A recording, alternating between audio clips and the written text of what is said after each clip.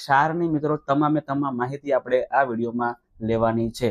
ચાલો મિત્રો શરૂઆત કરીએ છીએ આપણે ક્ષાર પરિવાર, જેમાં સૌથી પહેલા તો ક્ષારની વ્યાખ્યા તમને આપેલી છે, બધાને આવડતી હશે. ક્ષારની વ્યાખ્યા કે ભાઈ એસિડ અને બેઝ વચ્ચે પ્રક્રિયા કરવામાં આવે.